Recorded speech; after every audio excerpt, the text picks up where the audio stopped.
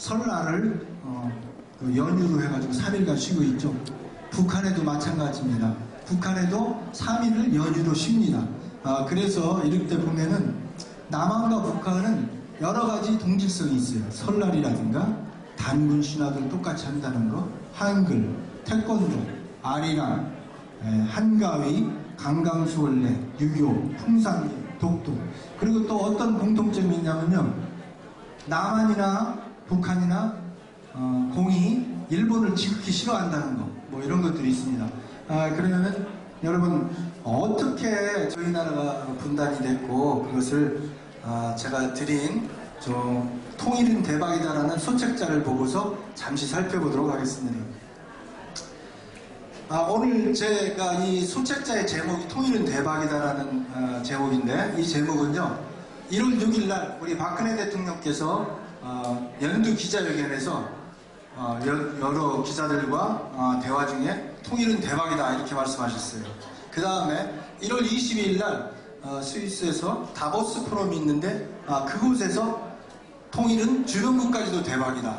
그러면 여러분, 우리가 진짜 대박인지 알아보기 전에 왜 통일이 필요한가 전에 우리의 분단부터 잠깐 살펴보기로 하겠습니다. 보신 분들은 많이 미국과 소련이 남한과 북한을 38선으로 갈라서 군정을 시작했습니다. 그 군정을 시작하자마자 우리들이 1948년 3년 만에 군정을 마치고 남한에는 이승만 정권이, 북한에는 김일성 정권이 들어섰습니다. 그때 1952년 6월 25일 새벽 4시에 김일성은 그 소련제 탱크로 무장을 하고 괴뢰군을 이끌고 남한을 침공했습니다. 그래서 저희들은 3일 만에 서울을 빼앗기고 낙동강까지 밀리는 전세가 됐죠. 근데 최근에 어떤 사람들은 북치민이 남쪽에서 먼저 공격을 했는지 그런 얘기를 하는데, 그건 어이없다는 말씀을 드리고 싶은 게, 그들은 미리 준비했고 우리는 준비를 안 했기 때문에 3일 만에 서울을 빼앗겼어요. 그리고 낙동강까지 몰려갔다가 메가더 장군을 위시해서 우리가 인천 상륙작전을 펼치고 9월 28일 날 서울을 수복합니다. 그리고 압록강까지 몰고 올라갔는데, 그때 압록강에서 그 중공군, 중국 인민해방군, 그리고 저희들 중공군이라고 하고, 그들이 인해 전술로 인해서 다시 서울을 1월 4일 날, 51년 1월 4일 날 서울을 빼앗깁니다. 그리고 다시 3월 15일 날 서울을 재탈환하고 소모전을 3년여 지난 다음에 군사 분계선이 생깁니다. 그때가 1953년 7월 17일 군사 분계선이 생김으로써 우리나라가 분단이 된 겁니다. 분단이 된 이후에 지금까지 세계에서 유일하게 남아있는 분단 국가로 살고 있습니다. 그러면은 여러분, 이런 분단 국가가 과연 통일이 올까요? 예, 여기에서 우리 이명박 대통령은 통일은 도둑처럼 온다, 이렇게 표현을 했고, 우리 박근혜 대통령께서는 통일은 눈사태처럼 온다 이렇게 말씀하셨습니다. 그 얘기는 저희들이 언제 통일이 올지 모른다는 그런 말씀이죠. 그렇다면은 최근에 한반도 주변 정세를 잠시 살펴보겠습니다. 우리 대한민국에서는 최초로 대통령이 국정 4대 기조 중에 평화통일 기반 구축이라는 거를 하나로 삼았습니다. 이거는 최초의 이런 걸 국정 기조로 삼은 최초의 대통령이기도 하고요. 그럼으로써 북한을 비핵화시키고 그 다음에 대북 인도 지원을 강화하고 주변국의 통일 공감대를 형성해서 우리가 통일을 해나가겠다. 그리고 실질적인 내용으로는 비무장지대에 세계 평화공원을 만들어서 막힌 담을 뚫고 그 다음에 유라시아 철도를 개통해서 평화의 통로로 삼겠다. 그런 구체적인 내용까지도 우리 박근혜 대통령께서는 내놨습니다. 그러면은 주변국의 다른 나라들은 어떤지 잠깐 살펴보겠습니다. 오바마 대통령은 2009년 한미 정상회담에서 한미 동맹을 위한 공동 비전에서 이런 발표를 했습니다. 우리는 자유민주주의와 시장경제에 입각한 평화통일을 지지한다. 그 그 다음에 2012년에 방한시는 외대에서 강의 중에 이런 말씀을 했습니다. 한국은 확실히 통일이 된다. 그 다음에 2013년 5월에 한미동맹 60주년 기념에서도 그 얘기를 다시 한번 반복합니다. 최근에 이런 정세로 볼 때 지난주에 존 켈리 미 국무장관께서는 2주 후에 중국에 가서 한반도의 통일을 논의하겠다. 지금 미국에서 중국과 한반도 통일에 대해서 논의하겠다는 말씀입니다. 이런 주변국들이 지금 통일이 공감대가 형성되고 가고 있는 증거이기도 합니다. 그렇다면 중국으로 가면은 중국의 시진핑 주석은 어떤가 보면요. 시진핑 주석 같은 경우에는 박근혜 대통령한테 생일 편지를 보냈어요. 이것은 외국의 국가 원수에게 생일 편지는 60살 뭐 이런 특별한 때는 보내지만 그렇지 않은 경우에는 이게 보통 호의의 손짓이라고 볼 수가 없습니다. 이거 굉장히 호의를 보이는 것이고, 그 다음에 최근에 중국 사회과학원 발표에 의하면은 중국은 북한을 포기할 수 있다. 그 다음에 중국이 보는 견지에서 북한은 한국의 전쟁을 도발할 수 없다. 핵을 제외한 경제력과 군사력에서 남한의 상대가 되지 않기 때문에 절대 그런 일은 없다. 그리고 이분들 역시 평화적 통일을 원하고 있습니다. 그러면은 아베 일본 총리는 어떻습니까? 계속적인 망언과 북한에서는 아베를 보고 이런 얘기를 했어요. 저는 히틀러와 똑같다. 그 얘기는 무슨 얘기냐면 아베가 이런 망발과 이런 도발을 해올 때 저희들에게는 참 유리합니다. 왜냐면은 주변국들이 우리와 뜻을 같이 할 수 있어요. 그래서 이것 또한 통일이 무르익어가는 징조가 아닌가 생각하고, 우리가 주변국 중에 러시아 하나 남았습니다. 푸틴 러시아 대통령은 KGB 출신의 아주 강력한 대통령입니다. 이 양반은 대통령을 2번 하고 자기 마음대로 그 다음에 총리 1번 하고 다시 대통령이 됐어요. 이런 강력한 지도자가 한국을 어떻게 보느냐. 이분은 중국과의 관계 때문에 남한이 북한을 흡수 통일하기를 바라요. 그리고 이분들이 장담하는 거는 2020년에는 무조건 통일이 된다. 러시아에서는 그렇게 보고 있습니다. 그래서 이런 상황과 그 다음에 최근 인도네시아에서 있었던 그 오펙 회의에서는 러시아에서 그런 푸틴 대통령이 이런 얘기를 했습니다. 지금 북한을 관통해서 가스관을 심어서 천연가스를 한국으로 사올 것이 아니라 아예 동해에다 해저관을 묻어서 갑시다. 이런 식으로 우리와 적극적으로 경제 협력을 원하고 있습니다. 이런 것들을 볼 때 통일이 그리 멀지 않구나 하는 저희들이 그런 상황을 느낄 수가 있습니다. 그러면은 남한과 북한에 약간 비교를 해보면은 사실 너무 상대가 되질 않아요. GDP 같은 경우는 북한은 남한의 40분의 1 수준에 머무르고 있습니다. 그 다음에 한국은 세계적으로 지금 좋은 위치에 있는 게 뭐냐면 5천만 이상이 2만 불 이상 국민소득을 갖고 있는 나라는 7나라밖에 없어요. 저희들이 지금 현재 그런 위치에 있고, 무역에서 보면은 우리나라는 3년 동안 1조 불을 넘어선 무역 액수가 있습니다. 이런 걸로 볼 때 도저히 비교가 안 되고, 중국은 겨우 80억 불, 그것도 장성택이 이걸 다 주도했었습니다. 중국은 지금 북한은 어찌할 바를 지금 모르고 있는 상황이죠.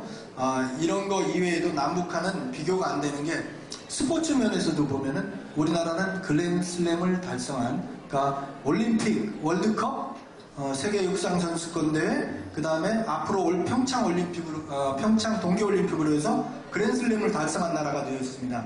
이런 걸로 볼 때 저희들과 북한의 차이는 지금 엄청나죠. 하지만 이런 차이가 사실 언제부터, 우리 어릴 때 배울 때는 북한이 굉장히 못 산다고 그랬는데 70년대 중반까지는 북한이 더 잘 살았습니다.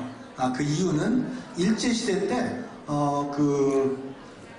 공장이나 이런 거를 대륙의 침략을 위해서 북한에 많이 세웠던 거예요. 그렇기 때문에 저희들이 이 경제력으로 따라잡은 거는 70년대 중반. 근데 현재는 가히 서로 비교할 수 없는 그런 상황이 있는 거죠. 그렇다면은 왜 통일을 해야 되는지, 첫째는 민족사적으로 볼 때 저희들이 원하는 그 분단이 아니었습니다. 처음에 분단될 때 외세에 의해서 분단이 됐습니다. 그렇기 때문에 우리가 통일을 해야 되고, 그 다음에 정치 안보 면에서 보면은 동북아의 거점입니다. 꼭 통일이 되어서 세계적인 평화와 발전을 위해서는 꼭 필요한 것이고, 그 다음에 사회 경제적인 면에서 봤을 때는 1천만 이상 가족이 있습니다. 그 다음에 최근에 있었던 장성택, 또 일가, 그러니까 본인뿐이 아니면 그 일가까지 다 처형하는 이런 그 인도적인 차원에서 꼭 통일이 돼야 되는 그런 상황에 있습니다. 그런데 북한이 지금까지 어떻게 해왔습니까? 북한과 한국은 노력한 적이 있죠. 1968년 1.2.1 사태 때 김신조가 청와대 뒷선까지 넘어왔죠. 그렇지만은 1972년에 남과 북은 처음으로 통일에 대해서 대화를 하기 시작했습니다. 1972년 그 박정희 대통령은 이우락 중앙정보부장을 북한에 보내가지고 7.4 남북 공동 성명을 하기에 이릅니다. 7.4 남북 공동 성명은 서로 비방을 중지하고 자주적인 평화의 노력을 기울이기로 한 내용이었습니다. 그럼에도 불구하고 76년에 판문점 도끼만행 사건, 83년 아웅산 테러, 87년 칼기 테러, 그 이후에도 노태우 정권의 7.7선언, 91년 남북 기본 합의서 등 우리가 이런 노력을 하는 중에도 계속 도발을 해왔어요. 그랬다가 2000년에 김대중 대통령께서 북한을 방문하고 6.15 공동선언을 합니다. 이때 김정일과 김대중의 정상회담으로 좋은 결과를 내는 게 6.15 공동선언이고, 2000년도에 이런 일이 있으면 2001년도에 김대중 대통령이 이런 발표를 합니다. 한반도에는 앞으로 전쟁이 없다. 그런 장담을 했지만은, 그런 중에도 북에서는 2002년도 월드컵 폐막식 날 고의적으로 연평도 2차 해전을 일으키고, 그 다음에 그 이후에도 박광덕씨 사건, 2010년 3월 천안함 사건, 11월 연평도 포격 등, 그 외에도 우리가 육자회담을 하는 중에도 이 사람들은 계속 도발을 해왔어요. 그렇기 때문에 생겨난 것이, 여러분 책자에 보면은 6번 한반도 신뢰 프로세스가 탄생한 겁니다. 여러분, 한반도 신뢰 프로세스라는 이것이 무엇이냐? 한마디로 간단하게 말씀드리면은 상식입니다. 상식. 북한이 이렇게 평화를 얘기하면서 도발을 계속하기 때문에 우리는 당신들이 잘 지켜주면은 그만큼 인도적인 지원도 많이 하고 경제협력을 할 것이다. 그렇지만 잘 지켜주지 않으면은 그거에 대한 대가가 없다. 이것이 한반도 신뢰 프로세스의 골자입니다. 그러니까 아주 상식선을 얘기하는 거죠. 그래서 북한이 핵이 없는 상태에서 만약에 그 협조를 잘하면은 저희들은 인도적인 차원에서 모든 것을 이북에 도와줄 겁니다. 왜 도와줘야 되냐면은 우리 통일이 된 이후에도 문제예요. 통일이 된 이후의 문제가 뭐냐면은 지금 북한의 어린이들은 한국 어린이들하고 비교해서 키가 15cm씩이나 차이 나요. 평균. 이거는 엄청난 문제입니다. 통일이 된 다음에도 우리나라 국력에도 관계가 되고 문제가 돼요. 그렇지만 이 키가 작은 것은 20년, 30년 잘 먹이고 세대가 지나가면은 다시 커질 수가 있습니다. 그런데 문제는 뭐냐면은 북한의 아이들이 IQ가 떨어져요. 우리 얼마나 뛰어난 민족입니까? 근데 북한에 사는 아이들은 IQ가 많이 떨어져요. 이 IQ는 왜 떨어지냐면은 어릴 때 못 먹어서. 우리 소금기 중에 요오드가 있는데 요오드가 부족해서 IQ가 떨어지는 거예요. IQ가 떨어지면 어떻게 했냐? 100년, 120년 지나야지만 조금 복구가 될 수 있답니다. 그렇기 때문에 저희들은 인도적인 차원에서 지원하는 것은 계속 해야 된다고 생각합니다. 그래서 북을 돕고 그런 영양sor주에 걸리지 않고 이런 것들은 계속 하겠지만은 북에서 이를 잘 따라줄 때는 첫째로는 예를 들자면은 개성공단, 이산가족 상봉, 금강산 관광, 이게 첫 번째 단계입니다. 지금 이들이 따라오고 있어요. 근데 이것이 잘 진행되면은 이제 두 번째 단계로는 문화적 교류를 한다든가 스포츠 교류를 한다든가 세 번째 단계에 가서는 경제적인 협력이 될 겁니다. 기간산업 인프라를 넣어주고 그 이후에 가서 차례차례 진행되는 통일의 단계는 조금 전문적인 면이 있기 때문에 제가 생략을 하겠습니다. 그러면은 과연 통일이 되면 우리한테 어떤 이점이 있고 통일의 효과는 무엇인가 여러분 잠시 살펴보겠습니다. 여기서 통일의 효과에서 우리 박근혜 대통령이 얘기했던 통일은 대박이다라는 말이 여기에 적용이 되는 것입니다. 첫째, 남한은 자본이 엄청납니다. 요즘에 뉴스를 보시면 알겠지만은 미국의 양적 완화 정책으로 잘못하면 약소국들은 IMF 같은 금융 위기가 올 수 있다고 합니다. 그렇다면은 대한민국은 어떤지? 대한민국은 현재 3,484억 불을 갖고 있는 세계에서 7번째로 달러를 많이 갖고 있는 나라입니다. 대한민국은 절대로 움직임이 없습니다. 이제 그런 자본을 갖고 있는 우리나라. 그 다음에 우리에는 그 미국 자본가들도 엄청나게 군침을 흘리고 있어요. 예를 들자면 짐 로저스라고 세계적인 투자자가 있습니다. 로저스 홀딩스의 회장인데 이 사람은 얘기하기를 남북한이 통일되면 나는 모든 전 재산을 털어서 대한민국에 투자를 한다. 왜? 이것이 대박이 날 수 있는 장소이기 때문에 그런 면이 있고 그 다음에 기술적인 면에서는 삼성 드러나 인터넷이나 무슨 조선 등 우리가 경제적인 면에서 세계 최고가 65가지나 있습니다. 이런 면으로 이런 상황이 있고 북한에는 값싼 노동력이 있습니다. 북한에 노동력이 있으며 또한 북한에 있는 많은 자원들 여러분 혹시 히토리라고 들어보셨죠? 반도체를 만드는 원료입니다. 중국에서 다 갖고 있어서 일본하고 뭐 조그만 문제가 생기면 중국에서 이걸 딱 스탑을 시키면은 일본에서 그냥 얼른 다시 아유 우리가 잘못했어 하는 식으로 해서 히토리를 받는데 그것이 북한 정주에 중국에 갖고 있는 것의 2배 세계의 3분의 2를 매장하고 있는 게 북한입니다. 이런 북한과 남한이 만날 때는 엄청난 경제적인 폭발력이 일어나기 때문에 통일은 대박이다라고 말씀하신 겁니다.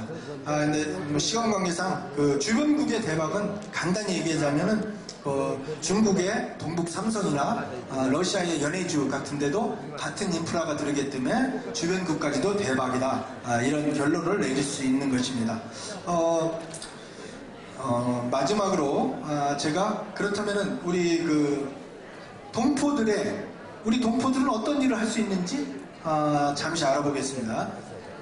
시간이 조금 그러면 결론 부분으로 들어가겠습니다. 우리 동포들이 뭘 할 수 있느냐? 많은 일을 할 수 있습니다. 그리고 우리 동포들 진짜 여러 가지 일을 해왔습니다. 우리 IMF 때 달러 보내기 운동했을 때 국내에서 그렇게 많은 기업이 있고 하지만 25억 불 거뒀고 우리 동포들이 보낸 돈이 15억 불이었습니다. 그래서 우리 IMF를 이렇게 모면하는 그런 그 초석을 다졌던 우리 동포들입니다. 우리가 할 수 있는 일이 많이 있지만은 또 우리 란김 하원의원가 계시죠?